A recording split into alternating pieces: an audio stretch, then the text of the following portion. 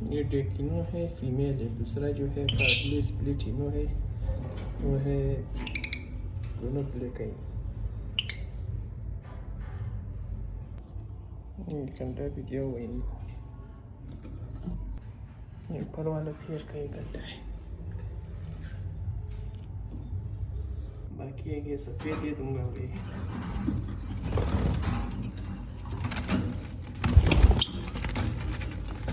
दोनों बच्चे बड़े हो जाए और ये मैं 2 किस्म के बच्चे निकाले।